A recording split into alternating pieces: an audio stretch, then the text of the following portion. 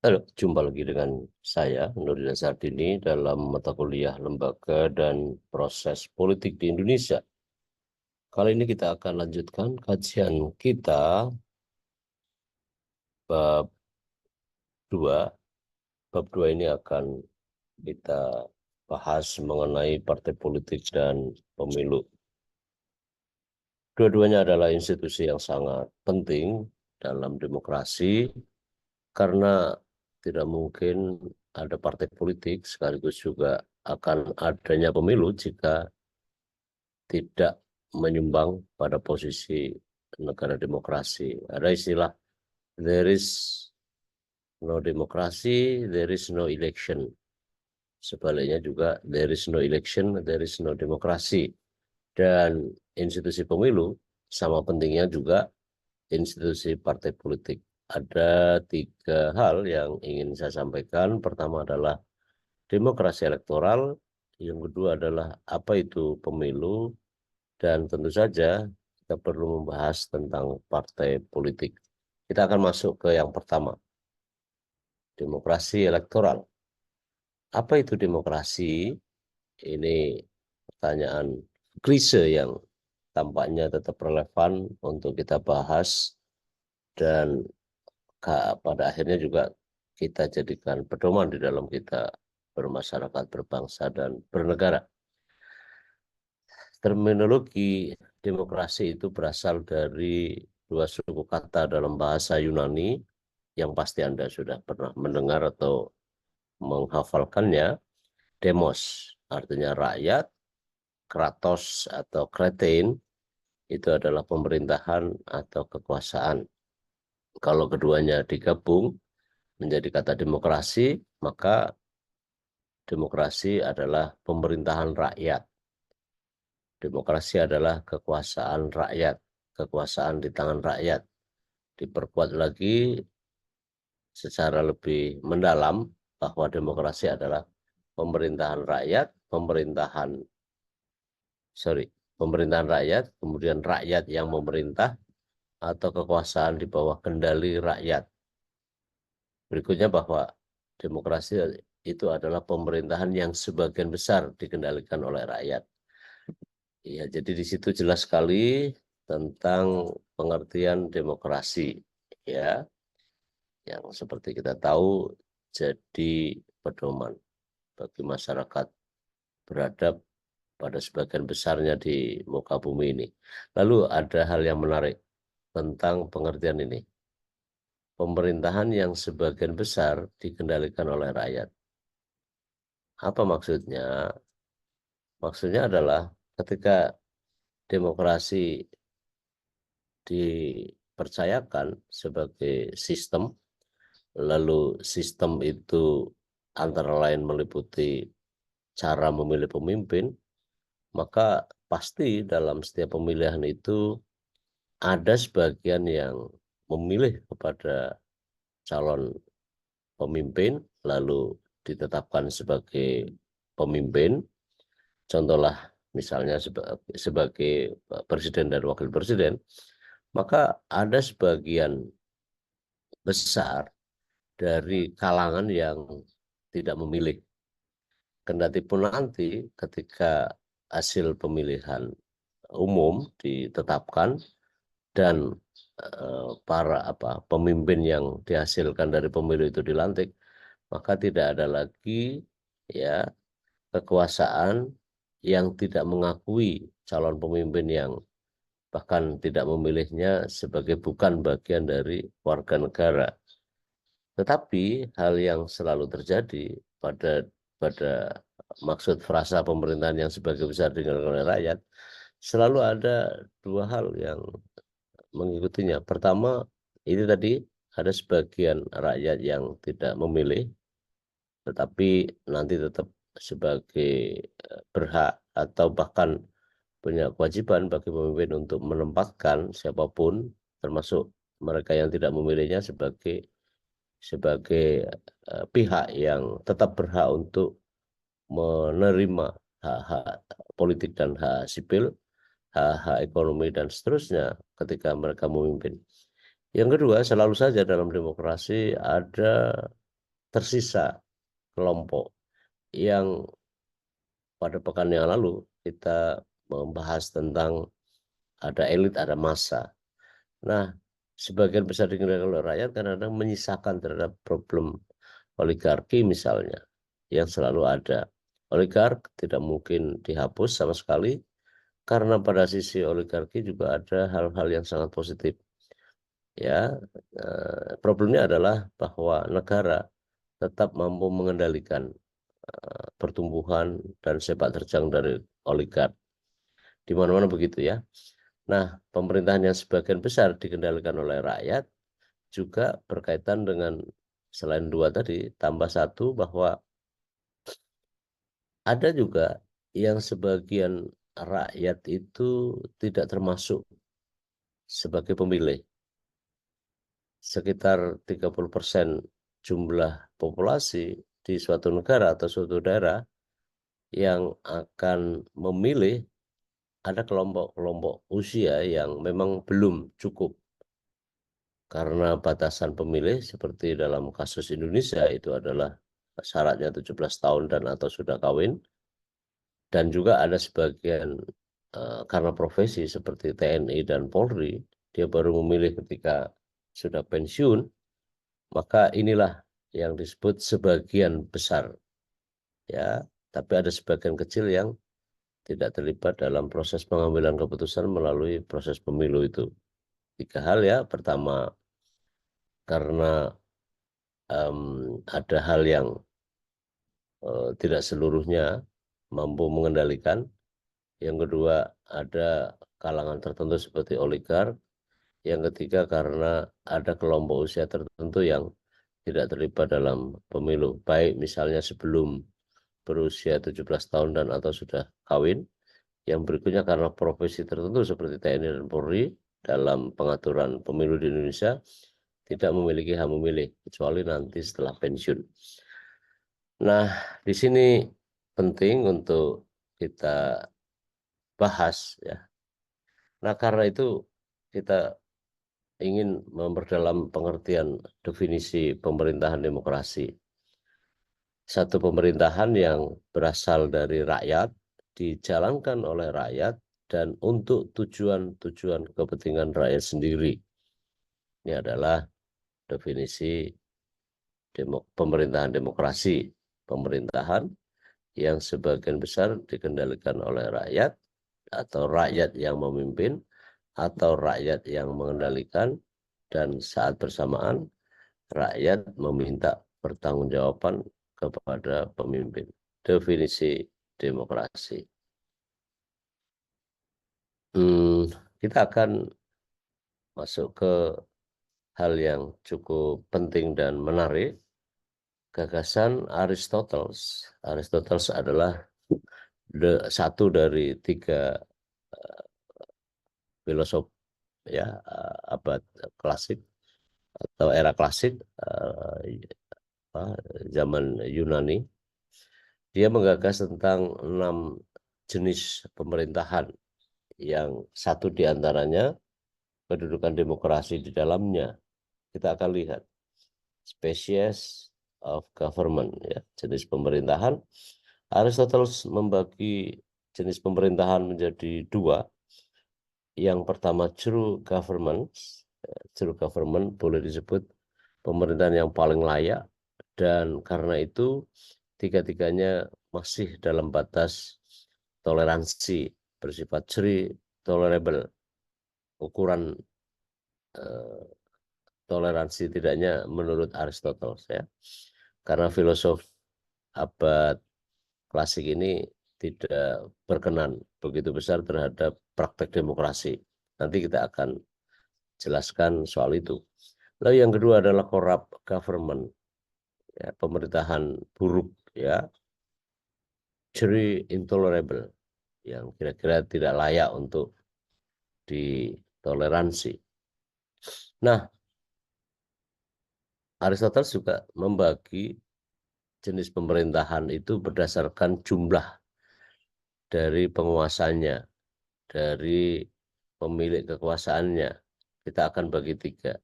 Yang pertama, paling kiri, rule by a single person.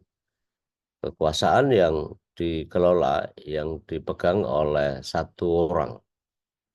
Yang kedua, kekuasaan atau pemerintahan yang dipegang, yang dikuasai oleh a select few, sedikit orang atau segelintir orang. Lalu akhirnya rule by the many. Kekuasaan pemerintahan yang dipegang oleh banyak orang. Dalam kata banyak orang ini jelas menunjuk pada jumlah gitu ya. Kalau ini adalah single, kalau ini adalah segelintir orang, beberapa orang, kalau ini adalah semua orang. Ya, kita lihat. Nah, sekarang ada di garis yang sengaja kita bikin. Nah, kita akan lihat bagaimana berdasarkan jumlah ini ya. Kita lihat di sini bagaimana jika kekuasaan di tangan satu orang, lalu itu bukan bentuk terbaik, ya. Apa namanya di sini? Ya, kekuasaan di tangan satu orang, tetapi itu bentuk yang lebih baik. Sorry tadi saya salah. Bentuk yang terbaik, bentuk yang lebih baik, bentuk yang tolerable. Apakah namanya? Aristotle mengatakan itu adalah monarki atau kerajaan. Aristoteles lebih memaafkan monarki sebagai yang lebih baik ya ketimbang yang korup government. Ini tentu saja karena sejarah panjang dan hasil perenungan dia. Bagaimana jika kekuasaan di tangan sedikit orang, yang tangan sedikit orang itu ya masih bisa disebut lebih baik gitu ya. Saya akan tarik garis ke sini. Ini gitu ya. Apa ini? Ya, kita akan lihat. Oh, aristokrasi. Aristokrasi adalah kekuasaan di tangan sedikit orang, dan dalam pikiran Aristoteles itu masih lebih baik. Kita akan lihat juga bagaimana jika di tangan banyak orang, dan di tangan banyak orang itu dikonotasi oleh Aristoteles sebagai yang lebih baik. Kebalikan nanti dengan yang di sini ya. Apa menurut Aristoteles? Rupanya adalah polite. Polite itu kekuasaan di tangan banyak orang, tetapi para pemilih maupun yang dipilih itu sama-sama memiliki kedudukan yang bertanggung jawab. Ya, kira-kira begitu. Tapi untuk lebih jelasnya Anda bisa buka materi-materi lain atau sumber-sumber lain yang dengan begitu gampang kita bisa ngebedakannya. Nah, tirani, ya, korup tetapi di tangan satu orang. Korup di tangan satu orang. Ya, tirani, tiran gitu ya, yang lebih bengis gitu, dan dia tidak bisa ditandingi oleh siapapun. Maksud saya adalah dia tidak bisa dalam dirinya itu berkompetisi, bersanding dengan orang lain, karena dia hanya mampu mengendalikan kekuasaan secara bahkan semena-mena ketika ada dirinya.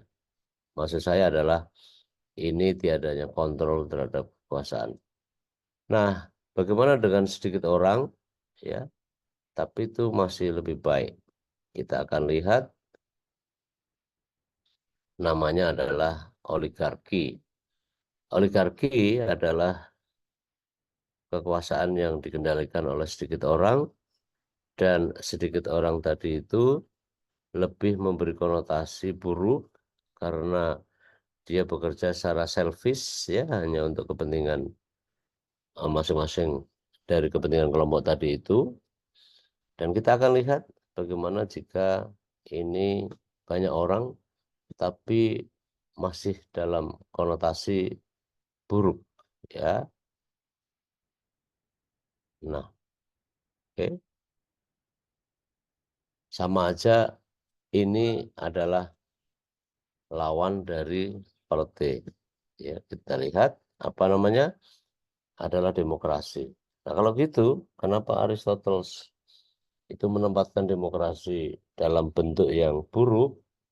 Karena pengalaman dia semasa hidup pada era klasik yang menempatkan demokrasi sebagai cara ya terburuk tadi itu, dan dia punya pandangan bahwa asal dari demokrasi itu sendiri yang memang melibatkan ya orang-orang yang miskin, mereka yang punya kedudukan rendah dalam struktur sosial, ya seperti budak, seperti eh, pembantu gitu, seperti perempuan, dan masa itu adalah perempuan ditempatkan secara peyoratif oleh kekuasaan, maka demokrasi bukanlah terbaik dalam pandangan Aristoteles, karena bagaimana mungkin orang yang masih lapar, miskin, diajak ikut mengelola pemerintahan. Itulah kelemahan demokrasi yang dipandang oleh filosof Aristoteles. Sebenarnya tidak hanya Aristoteles, karena pikiran yang sama juga dimiliki oleh Socrates, guru dari Plato. Plato adalah muridnya Socrates, sedangkan muridnya muridnya Plato adalah Aristoteles. Jadi pandangan demokrasi yang begitu rupa ditempatkan sebagai yang buruk oleh tiga filosof itu hampir sama dan menempatkannya sebagai yang buruk. Lawan dari demokrasi itu adalah politik. Politik adalah tipe ideal yang karena alasan-alasan selektivitas terhadap baik yang berkuasa maupun yang dikuasai, itu menempatkan kebersamaan, kebijakan, kebajikan umum di atas hal apapun yang itu merupakan ciri khas dari demokrasi. Demokrasi itu melibatkan semua orang, ya, baik orang miskin, orang status sosial rendah, profesi apapun gitu, kaum budak, perempuan, itu kelebihan dari demokrasi. Tapi dalam penglihatan Aristoteles itu justru adalah kelemahannya. Tentu saja kita tidak bisa melihat secara sepanjang kurun terhadap aksiomatika atau asumsi yang dibangun oleh Aristoteles ini. Jadi kalau ada ormas di Indonesia yang tidak menempatkan demokrasi sebagai yang terbaik, itu juga sudah pernah dirintis oleh pikiran para filosof era klasik, Socrates, Plato, dan Aristoteles yang kita bicarakan sekarang ini. Saya rasa Anda perlu memperdalam istilah-istilah ini supaya makin mantap di dalam memahami enam spesies pemerintahan dari Aristoteles. Nah, pada mulanya, teman-teman ya, dunia itu mengenal demokrasi langsung. Demokrasi yang juga disebut demokrasi murni, pure demokrasi, itu pernah dipraktekkan di negara kota, di negara Athena, atau city states, ya, atau polis di Yunani kuno itu. Nah, demokrasi ini jelas sekali memperlihatkan bagaimana pengelolaan kekuasaan bisa dikendalikan secara langsung dengan keterlibatan penuh dari masyarakatnya. Itulah mula-mula dari demokrasi langsung.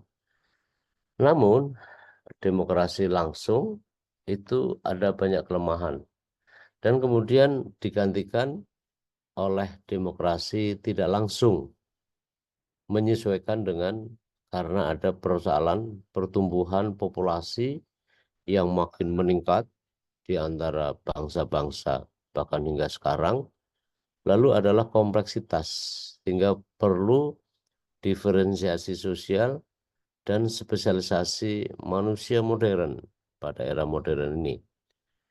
Dengan begitu, bahwa demokrasi yang semula dikenal dengan konsep demokrasi langsung, kemudian diganti konsep demokrasi tidak langsung. Oleh karena irrelevansi demokrasi langsung yang banyak kelemahannya, tetapi terutama terkait dengan jumlah populasi yang makin besar yang tidak memungkinkan bagi setiap orang berkumpul dan setiap hari mengelola pemerintahan sebagaimana demokrasi langsung diideakan. Lalu kompleksitas sosial apalagi masyarakat modern sekarang, ya, populasi dan diferensiasi maupun spesialisasi sosial di masyarakat modern makin jauh untuk relevansi penerapan demokrasi langsung. Akhirnya demokrasi tidak langsung. Demokrasi tidak langsung kemudian melahirkan apa yang disebut sebagai demokrasi perwakilan. Dalam demokrasi perwakilan, rakyat bisa atau dapat berpartisipasi melalui pemilihan, ya, karena mereka yang akan mengisi dalam lembaga-lembaga demokrasi perwakilan tadi itu harus dengan pemilu. Kalau tidak dengan pemilu, dengan cara apa? Penunjukan. Itu tidak relevan. Apakah melalui kudeta? Makin tidak relevan lagi. Maka cara yang paling beradab adalah pemilihan. Nah, teman-teman, saya akan memperkuat pemahaman kita terkait dengan demokrasi langsung dan demokrasi tidak langsung. Dalam demokrasi langsung, ya, rakyat itu secara langsung terlibat dalam pemerintahan. Mereka terlibat dalam pemerintahan sehari-hari. Ya. Yang berikutnya bahwa rakyat dalam rangka demokrasi langsung tadi itu berkumpul mendiskusikan berbagai atau seluruh isu menyangkut permasalahan rakyat di negara itu, lalu mendiskusikannya, dan dari hasil diskusi tadi itu kemudian membuat keputusan, membuat kebijakan, ya, di negara kota. Ya. Kalau begitu, demokrasi tidak langsung makin kuat bahwa itu tidak mungkin dilaksanakan secara konsisten karena memang tidak memungkinkan. Kemudian kontrol dan akuntabilitas langsung antara penguasa, ya, the authorities and the people, ya, mereka yang memiliki otoritas dan rakyat, kata lain dari penguasa dan yang dikuasai. Itu adalah demokrasi langsung. Kita akan tengok demokrasi tidak langsung. Oleh karena pertumbuhan penduduk, ya, karena pertumbuhan penduduk itu tidak memungkinkan rakyat terlibat langsung dalam pemerintahan, ya. Pertumbuhan penduduk lalu ditunjang oleh adanya kebutuhan masyarakat yang makin modern dan itu tidak terbantahkan, ialah keperluan spesialisasi dan diversifikasi sosial itu menjadi daya tolak untuk terus mempertahankan demokrasi langsung. Pertumbuhan penduduk, kemudian kebutuhan akan spesialisasi dan diversifikasi sosial. Nah, ini dia yang penting, ya. Dan the practicality of the profession requires indirect democracy. Artinya bahwa kepraktisan kepraktisan profesi itu menjadi prasyarat atau hal yang menjadi syarat hingga memerlukan demokrasi yang tidak langsung. Itu yang paling bisa relevan dalam kaitan dengan daya tolak terhadap demokrasi langsung. Lalu penting juga kompleksitas, ya. Ini dia. Kompleksitas kehidupan sosial politik mendorong ditinggalkannya demokrasi langsung dan serta-merta beralih ke demokrasi tidak langsung.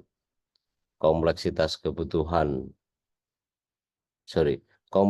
kehidupan sosial politik ya mendorong, ya mengharuskan adanya dorongan untuk meninggalkan demokrasi langsung, ya demokrasi langsung dan beralih menjadi tentu saja demokrasi tidak langsung. Itu yang paling penting dalam kita cara memahami soal ini. Nah, dalam demokrasi perwakilan, rakyat mempercayakan kepada sebagian warga negara untuk mewakili atau menduduki atau menjabat dalam jabatan-jabatan publik. Ya, ini harus kita pahami. Dalam demokrasi perwakilan, ya, rakyat mempercayakan kepada sebagian warga negara. Kok sebagian? Ya jelas karena tidak semua orang nanti misalnya dalam pemilu terpilih. Kan orang yang dipilih adalah orang-orang yang karena perolehan angka suara. Dalam jabatan-jabatan publik atau public official. Public official itu sesungguhnya dibagi dua ya. Pertama bersifat elected official. Elected official itu kalau di Indonesia itu adalah penyelenggara negara ya seperti presiden, wakil presiden, gubernur, wakil gubernur, bupati, wakil bupati, wali kota, wakil wali kota. Itu rumpun eksekutif. Lalu rumpun legislatif adalah kalau di Indonesia ya DPR RI, DPD RI, DPRD provinsi, dan DPRD kabupaten kota. Itu adalah elected official. Para penyelenggara negara melalui hasil pemilihan umum. Nah, kalau kedua ya ini adalah appointed official. Boleh disebut appointed official itu ya berdasarkan penunjukan atau berdasarkan pemilihan yang bersifat sederhana di antara di antara calon-calon yang berasal dari pejabat karir misalnya. Kalau ini tadi itu adalah elected official, maka ini adalah appointed official.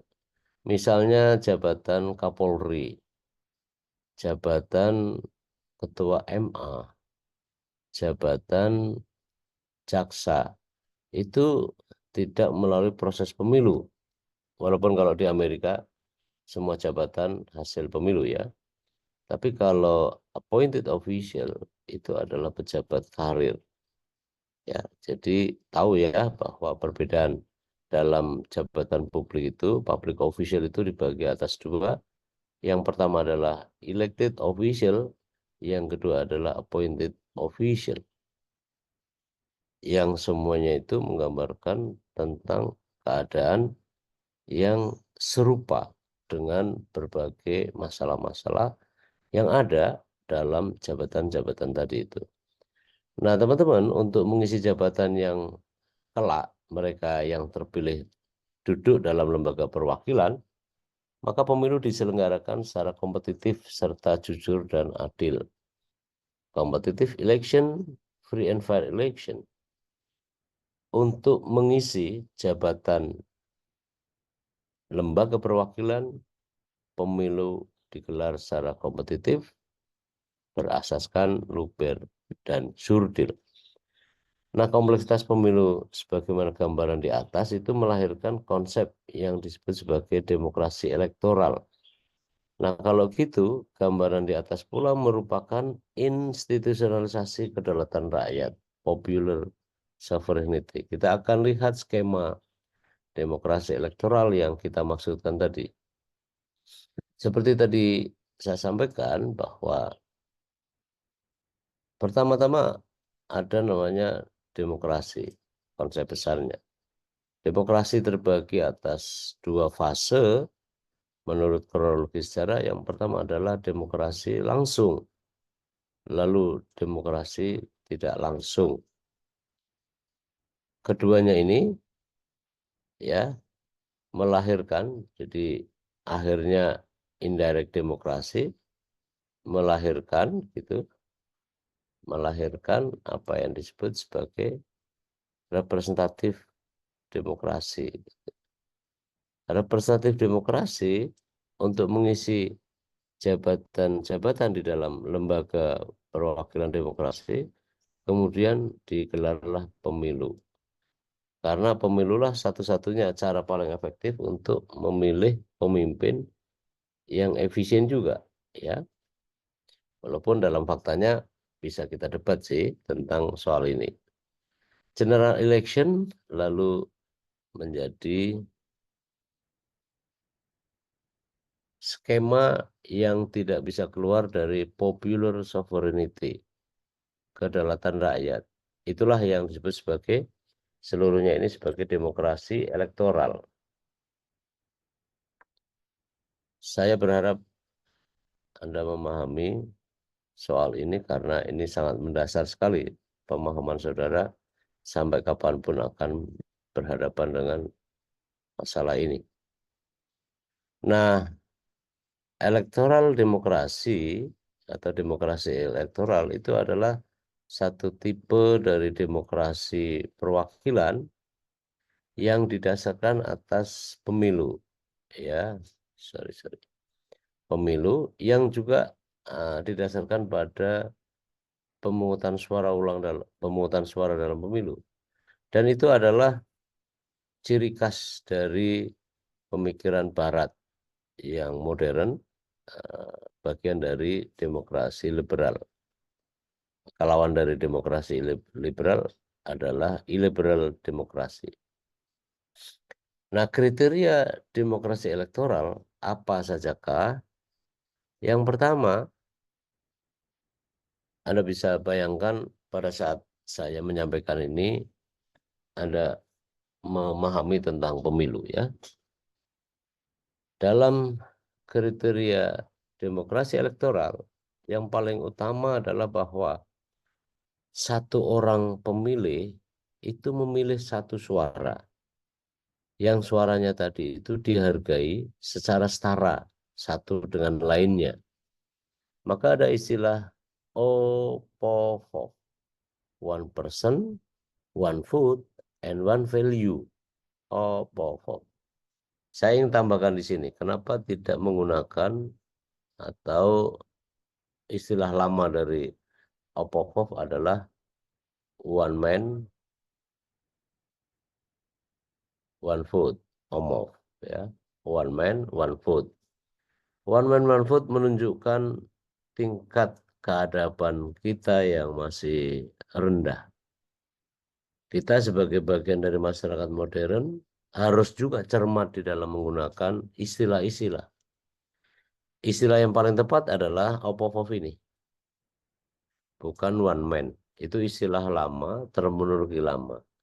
Yang berikutnya bahwa kita karena bagian dari masyarakat modern dunia yang beradab, maka kita harus sensitif gender. Ketika one man, one vote, itu jelas gegar gender. Sedangkan saat kita membicarakan one person, one vote, karena person itu bisa perempuan, bisa juga laki-laki, atau dalam konsep yang lebih sangat liberal itu bisa warna-warna berdasarkan keragaman jenis kelamin. Maka disinilah sebenarnya yang namanya one person, one vote, and one value sebagai satu kriteria dari demokrasi elektoral, termasuk juga dalam demokrasi elektoral di Indonesia. Yang kedua, adanya pemilu yang digelar secara kompetitif. Kriteria demokrasi elektoral, poin kedua adalah adanya pemilu yang digelar secara kompetitif. Yang ketiga, pemilu juga digelar secara transparan. Transparan adalah bisa di-tracking. Kita tahu proses pemungutan suara di TPS itu bisa sampai ke eh, ke tabulasi nasional di kantor KPU RI, itu harus transparan. Semua orang bisa mengikuti perjalanan suara sejak TPS, PPK, KPU Kabupaten Kota, KPU Provinsi, hingga kemudian level nasional untuk dikonversi menjadi kursi penyelenggara negara. Yang keempat, aturan-aturan yang jadi penghalang dari pemilu yang kompetitif, pemilu yang transparan, lalu pemilu yang satu sama lain dihargai dalam prinsip one person, one vote, and one value itu dimungkinkan. Aturan-aturan yang menghalangi itu yang kemudian harus diubah, harus disesuaikan dengan kebutuhan untuk menciptakan pemilu yang kompetitif dan pemilu yang transparan. Nah, teman-teman, saya ingin menyajikan pemikiran Pak Robert Dahl tentang 5 standar dalam demokrasi. Setidak-tidaknya 5 standar dalam demokrasi itu, pertama, effective participation, partisipasi yang efektif. Yang kedua, voting equality, kesetaraan dalam pemungutan suara. And understanding ialah cara kita berpikir, cara kita memahami keadaan yang tercerahkan, ya. Lalu control of the agenda, agenda yang terkontrol, ya, kontrol terhadap agenda, dan itu menunjukkan tentang adanya check and balance. Lalu akhirnya adalah inclusion of that, ya. Jadi masing-masing pihak, masing-masing kita, aktor-aktor dalam pemilu itu, ya, dewasa dalam cara berpikir, juga inclusion dalam kaitan dengan hubungan antar kelompok pemilih satu dengan lainnya. Itulah kriteria demokrasi elektoral dan 5 standar demokrasi. Nah, yang kedua, teman-teman, saya perlu mempertegas mengenai apa itu pemilu. Kenapa ini penting? Supaya Anda juga tidak salah di dalam memahami secara konsepsional. Pemilu, an election, is a formal process of selecting a person for public office or of accepting or rejecting a political proposition by voting. Pemilihan umum adalah proses formal, karena memang pemilu itu adalah proses formal untuk memilih seseorang untuk jabatan-jabatan publik, atau dalam pemilu itu menerima atau menolak usulan politik melalui pemungutan suara, dan menerima.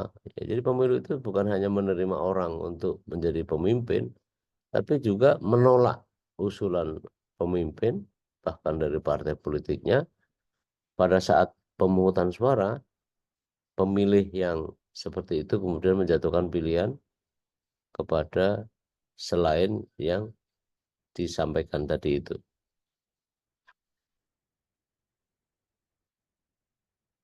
An election is a process where citizen vote to elect official to office or vote on bills and amendment trying to be passed. Pemilihan umum juga adalah proses warga negara memberikan suaranya untuk memilih pejabat, ya, untuk jabatan-jabatan, atau dengan memberikan suara pada rancangan undang-undang dan amandemen yang akan disahkan setelah dia dilantik. Hal yang paling penting di sini sebenarnya bahwa pemilu itu proses formal. Pemilu tidak mungkin digelar di masa-masa kucing-kucingan, ya. Formal proses. Ini juga proses. Nah, yang berikutnya, election, ya,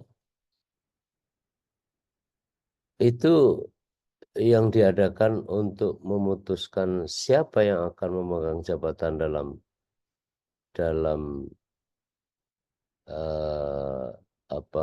memegang jabatan dalam situasi yang serba secara berkala, seperti misalnya di Amerika itu 4 tahun masa jabatan presidennya. Di Indonesia kita tahu 5 tahun dan hampir ya lebih banyak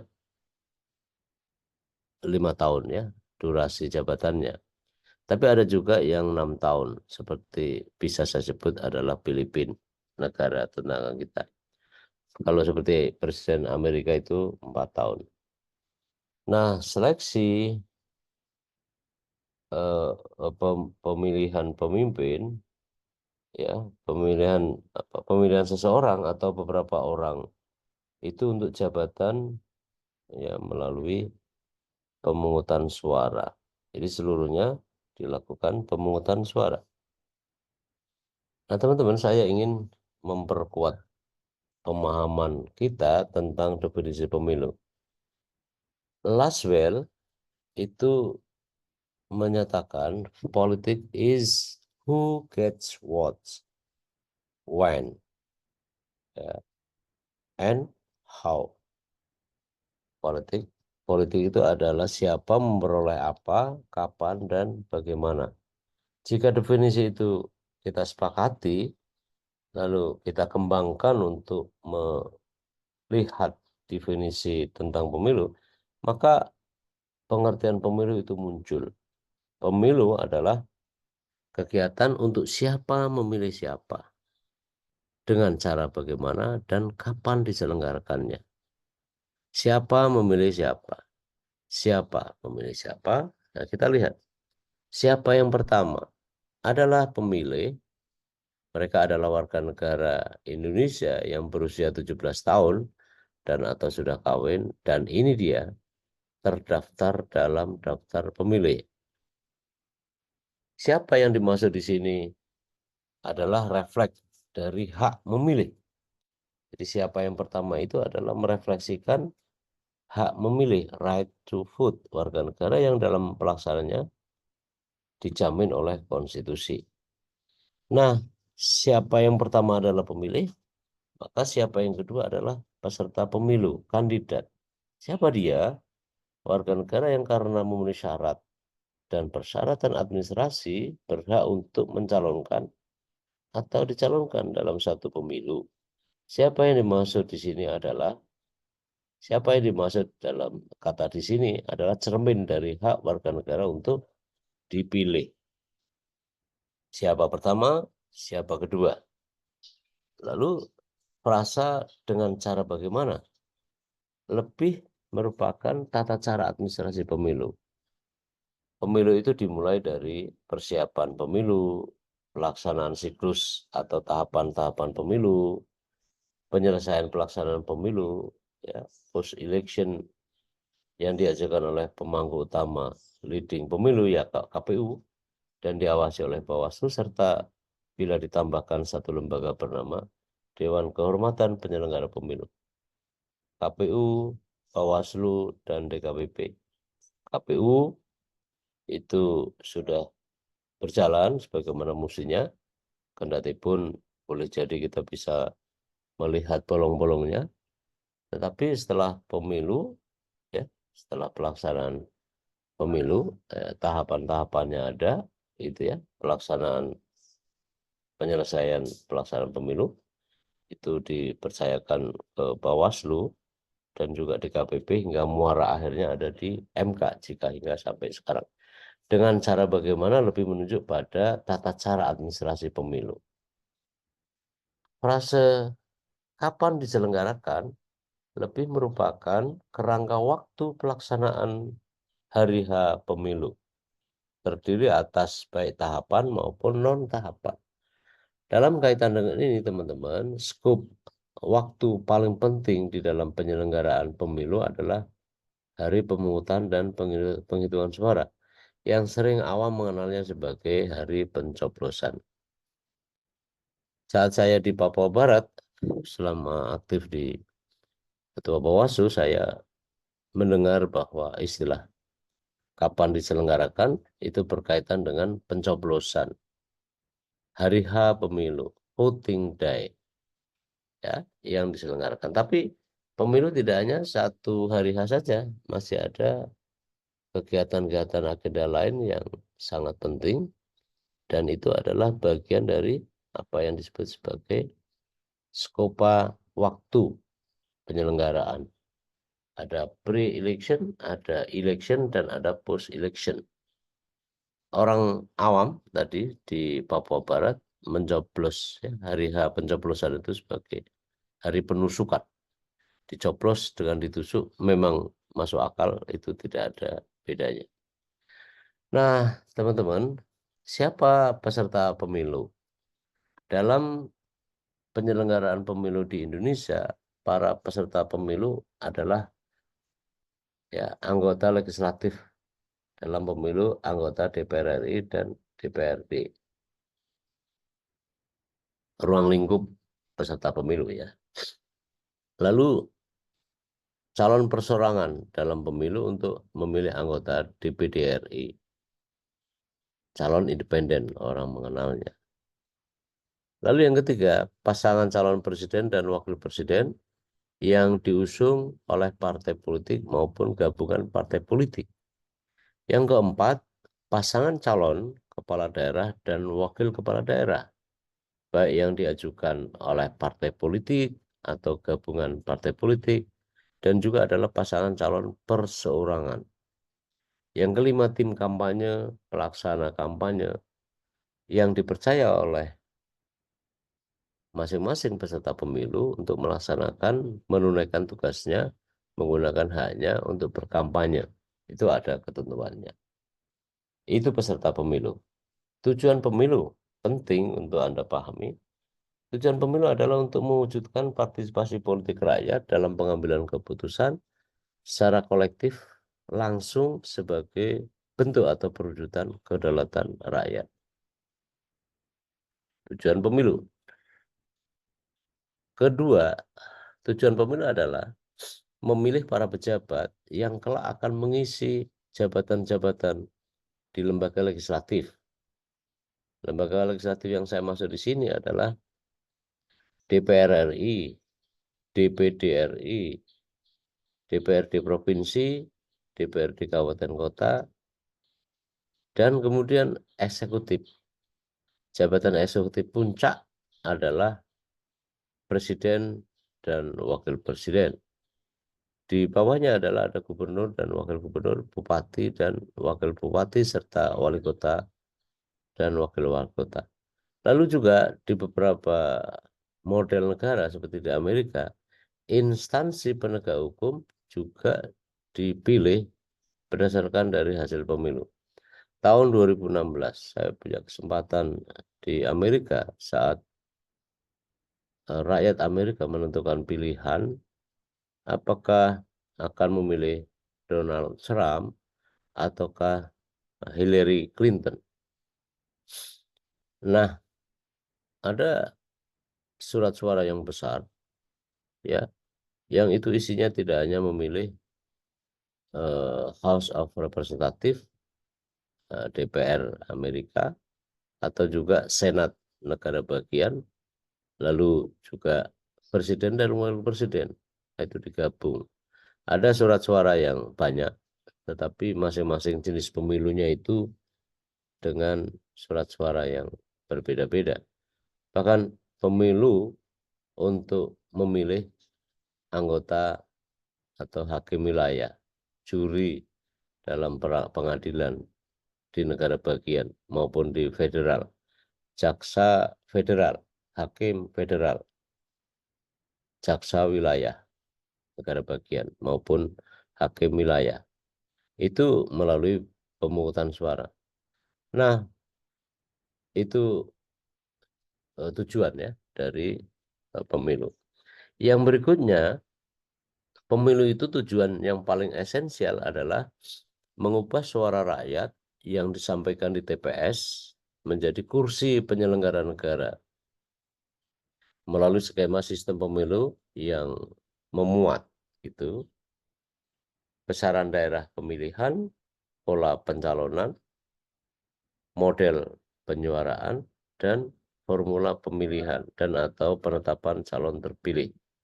Jadi pemilu itu sesungguhnya adalah untuk menentukan suara rakyat, dan suara rakyat nanti itu dikumulasi lalu dihitung pada masing-masing jenjang dari jabatan ya, dan juga jenis dari jabatan tadi itu dikonversi menjadi kursi penyelenggara negara.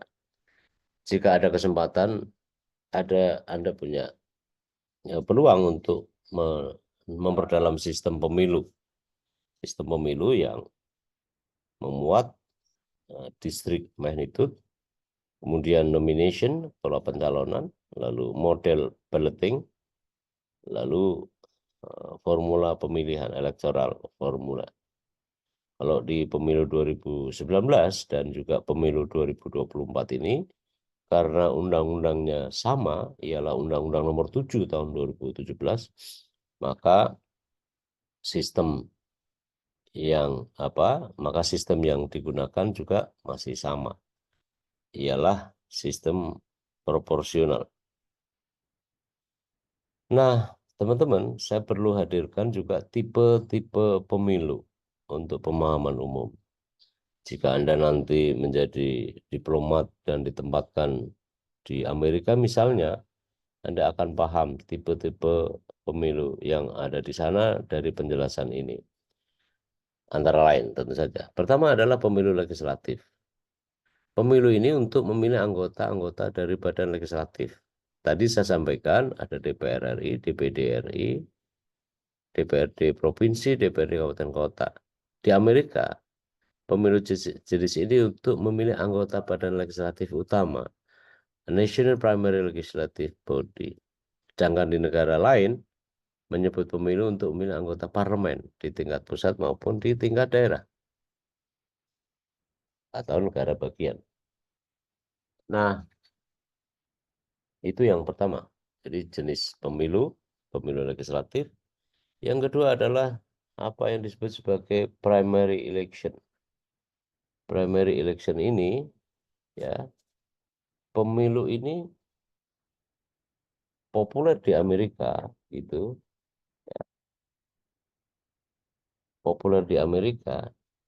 untuk memilih calon presiden di tiap partai pada setiap negara bagian di Amerika.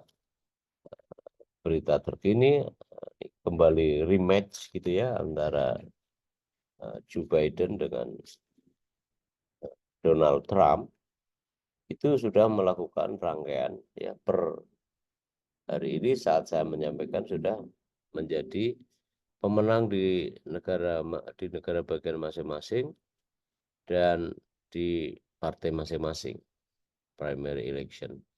Nah, pemilu jenis ini sering disebut juga sebagai pemilu pendahuluan dan kaukus. Kendati pun sebenarnya juga berbeda. Namun dengan tujuan yang sama, yakni untuk memberi kesempatan kepada tiap negara bagian dalam menentukan calon presiden dalam pemilunya. Jadi itu pemilu internal partai, terutama Partai Republikan, di mana sekarang mencalonkan Trump, Partai Demokrat masih mempertahankan petahana, dua-duanya petahana sebenarnya, cuma beda kurun saja. Jika Trump itu 2016, lalu 2020 Joe Biden, maka kemudian masing-masing menentukan pilihan. Itu dua jenis pemilu, ya. Jenis yang lain sebenarnya masih dalam rumpun pemilu, ialah referendum. Kata referendum di Indonesia masing-masing pernah digunakan secara berbeda. Ada diistilahkan penentuan pendapat rakyat pada waktu Papua ingin menentukan apakah bergabung dengan Indonesia atau tidak, ya, itu tahun-tahun 50-an. Atau juga disebut jajak pendapat, seperti Crimea, ya, apakah ikut Rusia atau memisahkan diri. Lalu juga Irlandia, apakah ingin tetap bergabung dengan Britania Raya ataukah terpisah, dan seterusnya.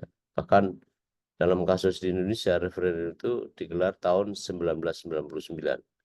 Saat apakah rakyat Timur apakah ingin bergabung dengan Indonesia melalui konsep otonomi yang seluas-luasnya ataukah ingin merdeka. Tentu saja rakyat Timur menentukan pilihan, dan kita tahu hasilnya adalah memisahkan diri dari Republik Indonesia dan menjadi negara yang mandiri yang disebut sebagai Timor Leste.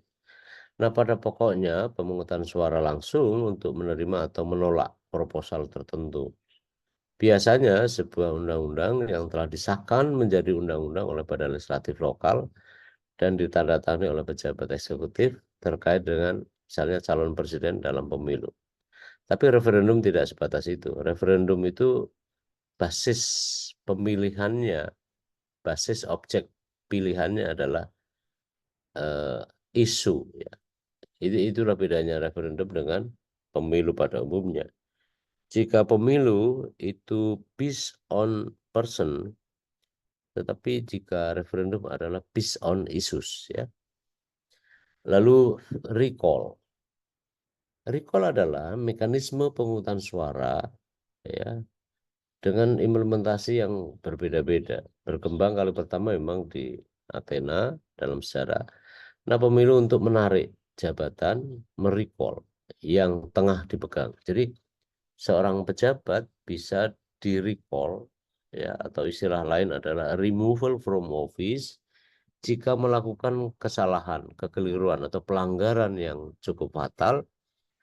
Lalu pemilih bisa mengajukan petisi untuk merecall. Kata lain dari mekanisme ini, kendati pun agak berbeda sedikit, adalah citizen initiative. Oleh adanya pengajuan keberatan yang diajukan oleh sekelompok pemilih melalui petisi. Misalnya, di beberapa tahun lampau, Anda kenal Arnold Schwarzenegger, itu adalah gubernur negara bagian California.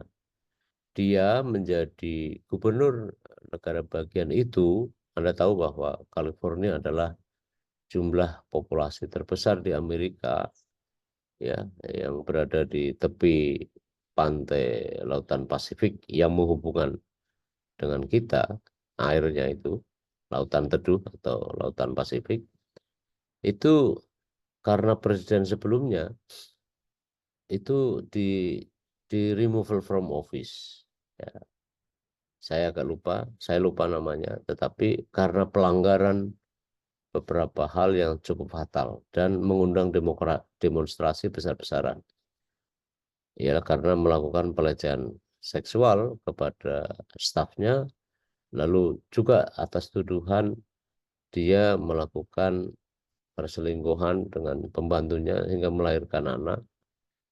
Lalu beberapa kali pembantu yang lain tidak dibayarnya, juga ada pengempelangan pajak dan seterusnya.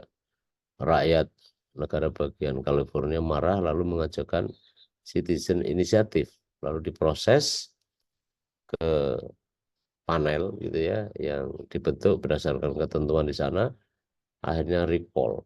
Itu adalah pemilu untuk menggantikan pejabat sebelumnya yang jatuh karena di tengah jalan oleh karena pelanggaran-pelanggaran yang dianggap serius. Tapi biasanya adalah pelanggaran etika, juga pelanggaran-pelanggaran lain yang tidak senonoh dan menimbulkan ketidakpuasan yang luas di rakyatnya. 1, 2, 3, 4 jenis pemilu. Lalu tipe pemilu paling lazim dan dikenal luas itu adalah tadi legislative election, presidential election, dan subnational election atau local election. Ini di Perancis ya, ada istilah subnational election di level provinsi maupun kabupaten kota. Nah, jenis pemilu di Indonesia ada jenis pemilu legislatif. Ialah ketika menyebut pemilu untuk anggota DPR RI, pemilu anggota DPD RI, pemilu anggota DPRD provinsi, dan DPRD kabupaten kota. Itu adalah pemilu legislatif. Pemilu presiden dan wakil presiden itu tipe kedua. Dan yang ketiga adalah pemilu kepala daerah dan wakil kepala daerah. Terdiri atas pemilu gubernur, wakil gubernur, bupati dan wakil bupati, serta wali kota dan wakil wali kota. Nah, teman-teman, saya perlu tambahkan tentang partai politik bagian akhir. Partai politik adalah sekelompok warga negara yang otonom, yang bertujuan untuk mencalonkan diri dan bersaing dalam pemilu dengan harapan memperoleh kendali atas kekuasaan pemerintahan melalui perebutan jabatan publik dan penyelenggaraan pemerintahan. Partai politik, seperti yang harus Anda pahami, orang-orang, warga negara, dia otonom, ya, dia punya tujuan untuk merebut jabatan. Jadi partai politik itu dinisbatkan memang untuk dibentuk untuk merebut jabatan publik, gitu ya, melalui cara yang legal, mencalonkan diri, lalu kampanye bersaing, gitu ya, memperoleh. Pada intinya untuk memperoleh kelompok ini untuk mengendalikan kekuasaan melalui perebutan jabatan terlebih dahulu. Itu definisi yang paling progresif ya, karena ada partai politik menurut Undang-Undang ya, nomor 2 tahun 2008 atau Undang-Undang nomor 2 tahun 2011 karena sudah pernah direvisi. Partai politik diartikan sebagai organisasi yang bersifat nasional dan dibentuk oleh sekelompok warga negara Indonesia secara sukarela atas dasar kesamaan kehendak dan cita-cita untuk memperjuangkan dan membela kepentingan politik anggotanya, masyarakat, bangsa, dan negara, serta memelihara keutuhan negara kesatuan Republik Indonesia berdasarkan Pancasila dan Undang-Undang Dasar tahun 1945. Itu definisi resmi Undang-Undang Partai Politik. Fungsi partai politik Anda harus tahu, pertama adalah fungsi sosialisasi dan partisipasi. Partai itu mempromosikan, mensosialisasikan, ya, dan partisipasi politik warga negara. Partai menciptakan relasi warga negara dan sistem politik yang memungkinkan partisipasi politik individu dan kelompok dalam mencapai sukses. Itu yang pertama. Kedua, fungsi partai politik adalah pelaksanaan kekuasaan politik. Partai mengorganisasi pemerintahan, kelak jika terpilih tentu saja, partai berpartisipasi dalam pemilu untuk menduduki jabatan politik tadi. Lazimnya kedudukan partai dalam demokrasi sebagai suatu bagian yang baik dari otoritas pemerintahan, ya, otoritas pemerintah yang muncul dari partai politik. Sumber kepemimpinan politik adalah partai politik. Ketiga, fungsi legitimasi. Partai itu berkontribusi pada legitimasi dari sistem politik dalam membangun hubungan warga negara, kelompok sosial, kelompok kepentingan, sistem politik. Partai politik itu harus berkontribusi dalam menjaga tatanan politik yang tumbuh dalam kesadaran warga negara dan kekuatan sosial. Ketiga, Yang keempat, fungsi partai politik juga adalah fungsi artikulasi dan agregasi politik. Partai politik mengartikulasikan dan mengagregasikan kepentingan sosial. Partai politik mengekspresikan harapan dan tuntutan publik ke dalam kelompok sosial, ke dalam sistem politik. Demikian erat ya partai politik dalam struktur kekuasaan negara, karena mereka lah sumber kepemimpinan. Yang kelima, partai politik juga adalah rekrutmen politik fungsinya. Partai politik itu merekrut person atau sejumlah person politik dan membina masa depan politisi. Dan kelak mereka melalui proses perkaderan yang baik mengusung sebagai kandidat, dan itu ditawarkan kepada publik untuk apakah pemilih akan memilihnya dan atau mempromosikan pada jabatan-jabatan publik lainnya. Fungsi kelima. Fungsi keenam, fungsi integrasi. Partai politik mengembangkan program-program politik, lalu kemudian mengintegrasikan berbagai kepentingan tersebut ke dalam agenda kerja umum dan mentransformasikan menjadi program politik, dalam mana mereka mengkampanyekan untuk memperoleh dan dukungan mayoritas, sehingga kelak mereka menjadi pemilik jabatan-jabatan yang diraihnya. Nah, fungsi partai politik menurut Undang-Undang Pemilu ya hampir sama sebenarnya. Pertama adalah pendidikan politik bagi anggota dan masyarakat luas agar menjadi warga negara yang sadar akan hak dan kewajibannya dalam kehidupan bermasyarakat, berbangsa, dan bernegara. Pendidikan politik. Yang kedua, penciptaan iklim yang kondusif bagi persatuan dan kesatuan bangsa untuk kesejahteraan masyarakat.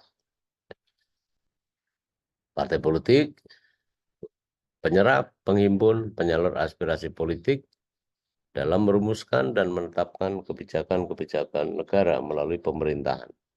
Yang keempat, partisipasi politik warga negara Indonesia, dan akhirnya adalah rekrutmen politik dalam proses pengisian jabatan politik melalui mekanisme demokrasi dengan memperhatikan kesetaraan dan keadilan gender. Fungsi ini kemudian dirumuskan melalui infografis di sebelah kanan yang Anda bisa pelajari lebih seksama dan detail. Nah, tujuan partai politik ada tujuan umum, ada tujuan khusus. Tujuan umumnya tujuan normatif ya, mewujudkan cita-cita nasional bangsa Indonesia sebagaimana maksud pembukaan Undang-Undang Dasar 45. Tujuan yang lain adalah menjaga dan memelihara keutuhan NKRI, dan yang ketiga adalah mengembangkan kehidupan demokrasi berdasarkan nilai-nilai Pancasila dengan menjunjung tinggi kedaulatan rakyat dalam kerangka NKRI, dan akhirnya adalah mewujudkan kesejahteraan bagi seluruh rakyat Indonesia. Tujuan umum. Tujuan khusus merujuk tadi meningkatkan partisipasi politik anggota dan masyarakat dalam rangka penyelenggaraan kegiatan politik dan pemerintahan. Yang kedua, memperjuangkan cita-cita partai politik dalam kehidupan bermasyarakat, berbangsa, dan bernegara. Dan akhirnya membangun etika dan budaya politik dalam kehidupan bermasyarakat, berbangsa, dan bernegara. Nah, Anda bisa cek apakah tujuan umum dan tujuan khusus ini sudah terlaksana dalam sistem atau dalam praktek ketatanegaraan kita. Silakan Anda bisa mengkajinya. Nah, tipe-tipe partai politik. Sistem kepartean dan partai politik dapat dibedakan berdasarkan kriteria dan karakteristik tertentu. Tipologi semacam itu membantu kita untuk memilah heterogenitas fenomena sosial tipe partai politik. Beberapa pertimbangan tipologi partai antara lain sesuai dengan tingkat organisasi partai di level tipe partai di level nasional, ya, kemudian di level regional, di level lokal. Bahkan juga ada partai di level internasional. Seperti pada pertengahan abad ke-20 ada istilah Komintern, komunis internasional, partai politik komunis internasional. Kalau Anda baca buku tentang Tan Malaka, Anda bisa menikmati atas tipe-tipe maupun sepak terjang komunisme internasional. Target sosial politik, ya, pertimbangan tipe partai politik berdasarkan target sosialnya, politiknya. Ada juga kelas sosial yang ingin mereka wakili dan dekati. Dan akhirnya posisi dalam sistem politik, apakah partai politik itu menginduk pada hal yang sama. Tipologi partai politik. Oke, nah differentiation by socio-political objective, ya. Ada yang namanya partai konservatif. Partai konservatif ini adalah partai yang ketat secara nilai-nilai dalam keadaban yang diyakini oleh negara maupun masyarakat setempat, ya. Dia misalnya di Amerika, Partai Republikan itu termasuk partai yang konservatif. Pada di Inggris ada partai konservatif. Itu tegas, ya, mereka me, taat asas terhadap hal-hal nilai-nilai, ya, seperti juga partai politik ingin selalu me, me, istilahnya mempertahankan ataupun melihat secara skeptikal terhadap perubahan. Jadi dia bertahan terhadap perubahan, ya, dan persepsi mereka dibangun oleh nilai-nilai yang dibentuk oleh para pendirinya yang itu dipertahankan. Misalnya di Amerika, penting artinya mempertahankan nilai-nilai keluarga, ya, keluarga itu sebagai basis dari kewarganegaraan dan alternatif dalam model kehidupan mereka. Sebagai contoh misalnya mereka tidak berkenan untuk tidak setuju terhadap aborsi, terhadap LGBT gitu, ya, terhadap misalnya pernikahan sesama jenis kelamin gitu. Itu dipegang. Bahkan di Amerika kasus menara kembar itu membuat Amerika makin kukuh.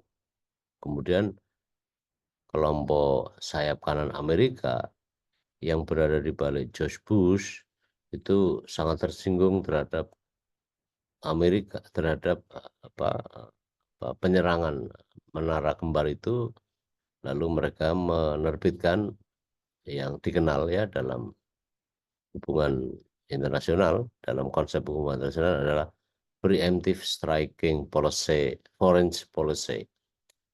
Jadi kebijakan politik luar negeri Amerika setelah itu kemudian lebih baik menyerang daripada diserang. Ya, itulah doktrin yang digagas oleh kaum hawkish di bawah, di belakang eh, apa, apa, eh, West Wing, ya. Jadi di Gedung Putih Amerika itu ada satu ruangan yang disebut West Wing. Itu adalah para staf ahli gitu, ya, yang di-hire dari partai politik pendukung kepresidenan itu, lalu mereka mengolah terhadap berbagai isu dan merekomendasikan polisi Presiden Amerika terhadap satu persoalan.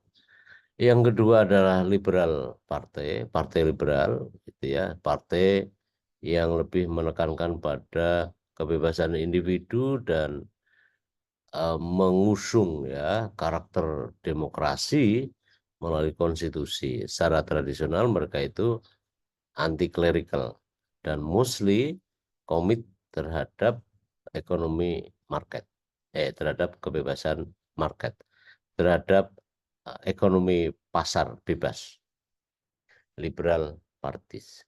Yang ketiga, social democratic parties seperti secara umum itu menutup hubungan dengan gerakan-gerakan ya buruh, dan konsep dan basis politik mereka itu Partai Sosial Demokrat itu mengusung ya nilai-nilai tentang kebebasan buruh dalam mengekspresikan tuntutan normatifnya.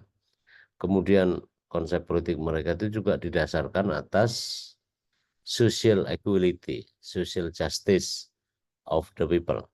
Ya, mereka itu subur ini partai ini di Eropa, misalnya di Jerman dan seterusnya. Lalu ada Partai Sosial Demokrat. Ya, ini sama dengan yang tadi ya, ditulis ulang. Lalu ada Partai Sosialis, partai yang muncul sebagai cara atau bagian dari yang mengusung gerakan buruh. Tetapi mereka tidak selalu merepresentasikan pendekatan-pendekatan secara radikal gitu ya. Tapi kadang-kadang radikal ya. Yang bentuk lunak itu Partai Sosialis, bentuk radikalnya Partai Komunis, dan capaian dalam rangka achieving social equality, ya, keadilan, kesetaraan sosial, capaian-capaian kesetaraan sosial.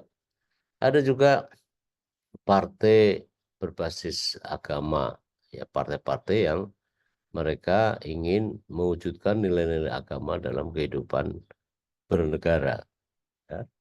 Partai ini kadang-kadang sangat konfiksi, tapi kadang-kadang juga sangat strongly, ya. Tergantung bagaimana konteks dan keadaan masing-masing. Lalu ada partai sayap kanan ekstrim, ya partai yang mereka itu sangat nasionalistis ideologisnya. Mereka itu berada pada kalau dalam istilah Ibnu Khaldun asobia. Mereka membabi buta dalam cara pandangnya dan tidak peduli dengan yang lainnya. Saya mau kasih contoh. Partai pendukung kabinet Benjamin Netanyahu hari ini itu adalah partai yang benar-benar sangat ekstremis ya. Ekstremis yang mewujudkan Zionisme. Jadi pembentuk kabinet Benjamin Netanyahu memang sangat radikal ya. Dia Yahudi sayap kanan yang sangat ekstrim. Ada dua menteri yang sangat kental di situ, ialah Menteri Keamanan Nasional ya dan Menteri Keuangan. Dua orang itu yang sangat radikal. Dan mereka akan mengancam jika tidak memusnahkan kelompok-kelompok Palestina, mereka akan membubarkan diri, dan inilah yang menjadi hari ini menjadi dilema ya bagi dunia karena sangat-sangat radikal. Di tempat lain seperti partainya Modi ya di India itu sangat ekstremis, sangat horor ya, terutama kepada kaum muslim yang sudah berabad lampau, yang pernah juga berkuasa tapi mencoba untuk dienyahkan. Lalu ada Partai Komunis, Anda tahu dia mempropagandakan tentang diktator proletariat dan mengusung tentang determinisme, predeterminisme, tentang sejarah, historis materialisme. Tipe lain teman-teman ya, kita mau di Indonesia ada namanya partai sekuler, ya partai yang berbasis non agama, dia tidak memperjuangkan agama. Ada partai Demokratnya SBY, ada Golkar, ada PDI Perjuangan, ada Gerindra, ada Hanura, ada PKPI, ada Nasdem. Kedatipun mereka klaim sebagai partai yang nasionalis agamis, tapi sebenarnya ya enggak juga ya. Pertama adalah sekuler, partai sekuler. Yang kedua Islamis party. Ada PKS, ada PAN, ada PPP, ada PKB, ada PBB. Tentu saja ini tidak seketat kalau kita terapkan secara ketat di lapangan maupun dalam kenyataannya. Misalnya, yang mendukung tokoh-tokoh Muslim itu belum tentu juga dari partai sekuler, dari partai Islam juga. Ya PAN, ya PBB, PKB pada Pilkada DKI tidak mendukung Anies misalnya, tapi justru mendukung Ahok. Nah, gitu. Jadi tidak seketat itu ya, tapi harus dilihat juga. Demikian juga partai-partai Islam juga tidak selalu mengusung tokoh-tokoh Islam maupun menolak terhadap tokoh yang lain. Jadi berbagai dinamika dan variannya bermacam-macam. Dan Anda tidak terjebak dalam hal-hal yang sekedar di atas kertas, tapi juga harus melihat sepak terjang maupun reputasinya. Tapi paling kurang ada pengelompokan partai berdasarkan sekuler dan Islamis. Karena ini juga dalam sejarah Indonesia sangat kuat. Nah, ini dia sekedar untuk menjadi studi ya persentase partai Islam dan partai sekuler ya dalam sejarah di Indonesia. Bahkan partai Islam sejak tahun pemilu 55, 99 sampai 2004 hingga sekarang juga tampak di bagian ini. Anies Baswedan itu ilmuwan ya, karena banyak sekali menulis soal-soal ini sebelum dia jadi gubernur maupun politisi seperti yang kita lihat. Nah, teman-teman, ini bahan yang Anda bisa rujuk supaya makin mantap di dalam memahami bab ini secara keseluruhan.